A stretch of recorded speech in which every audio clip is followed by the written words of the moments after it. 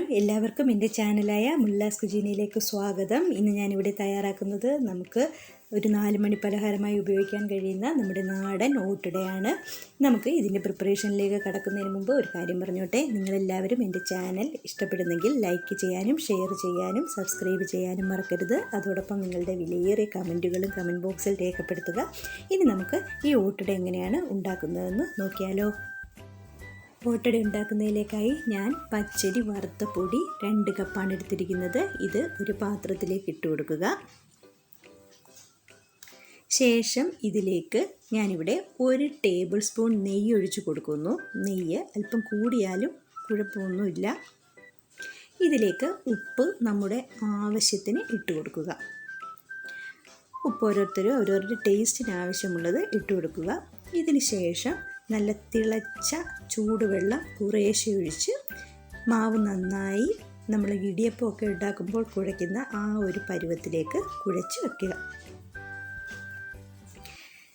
ഇപ്പോൾ നമ്മുടെ മാവ് ഇവിടെ കുഴച്ച് വെച്ചിട്ടുണ്ട്. ഇനി നമുക്ക് ഇതിൻ്റെ ഫില്ലിങ്ങിലേക്ക് കടക്കാം. ഞാനിവിടെ 5 ടേബിൾ സ്പൂൺ പഞ്ചസാര എടുക്കുന്നു. ഇത് ഒരു മിക്സ് ചെയ്യുന്ന പാത്രത്തിലേക്ക് ഇടുക. ഇതിലേക്ക് നല്ല 1 കപ്പ് തേങ്ങ തിരുമ്മിയതും കൂടെ എടുത്ത് നന്നായി മിക്സ് ചെയ്ത് മാറ്റി വയ്ക്കുക.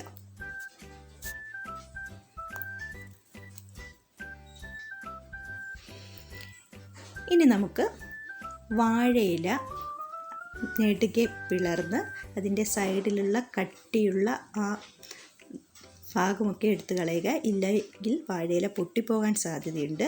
ഇതിലേക്ക് നല്ല നാരങ്ങ വലുപ്പത്തിൽ നമ്മൾ കുഴച്ച് വച്ചിരിക്കുന്ന മാവ് വെച്ചിട്ട് അത് നന്നായി കനം കുറച്ച് പരത്തിയെടുക്കുക. കനം കുറഞ്ഞാൽ ഓട്ടട നല്ല ടേസ്റ്റ് ആയിരിക്കും. ഇനി നമുക്ക് നമ്മൾ കുഴച്ച് വച്ചിരിക്കുന്ന തേങ്ങ പഞ്ചസാര മിശ്രിതം ഈ പരത്തി വച്ചിരിക്കുന്ന മാവിൻ്റെ ഒരു സൈഡിലേക്ക് ഇട്ട് നന്നായി ഒന്ന് പരത്തി കൊടുക്കുക. ഒരു സൈഡ് മാത്രമേ ഇടാവൂ. അതിനുശേഷം ഇലയുടെ അപ്പുറത്തെ വശം വെച്ച് നന്നായി മടക്കി നല്ലതുപോലെ പ്രസ് ചെയ്ത് കൊടുക്കുക. ഇങ്ങനെ നമ്മുടെ ഈ മാവ് മുഴുവൻ നമുക്ക് ആദ്യം ഓട്ടട ഉണ്ടാക്കുന്നതിന് വേണ്ടി പരത്തി തയ്യാറാക്കി വയ്ക്കാം.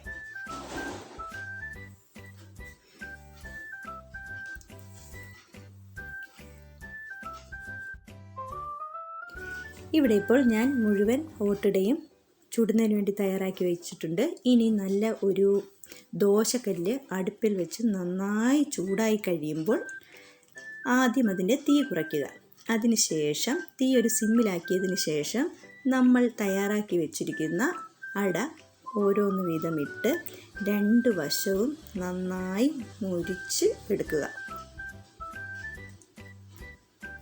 ഇത് നന്നായി മൊരിഞ്ഞെങ്കിൽ മാത്രമേ ഇതിന് നല്ല ടേസ്റ്റ് വരൂ. അതോടൊപ്പം നല്ല വാഴയില നന്നായി ഫ്രൈ ആവുന്നതിൻ്റെ ആ മണമൊക്കെ വരും. നല്ലതാണ്. ഇതുപോലെ നമുക്ക് എല്ലാ ഓട്ടടയും തയ്യാറാക്കി വെക്കാം.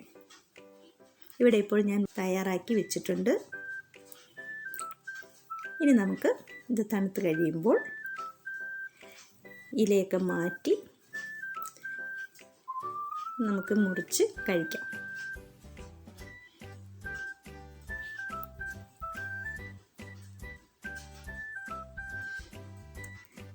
നിങ്ങളെല്ലാവരും ഈ ഓട്ടടയൊന്ന് ട്രൈ ചെയ്ത് നോക്കണം. ഇഷ്ടപ്പെട്ടാൽ ഞാൻ ആദ്യം പറഞ്ഞതുപോലെ എൻ്റെ ചാനൽ ഒന്ന് സബ്സ്ക്രൈബ് ചെയ്യുകയും ലൈക്ക് ചെയ്യുകയും ഷെയർ ചെയ്യുകയും ചെയ്യുക. മറ്റൊരു വീഡിയോയുമായി വളരെ പെട്ടെന്ന് തന്നെ ഞാൻ നിങ്ങൾക്ക് മുന്നിൽ എത്തിച്ചേരുന്നതാണ്. Thanks for watching my video. Thank U.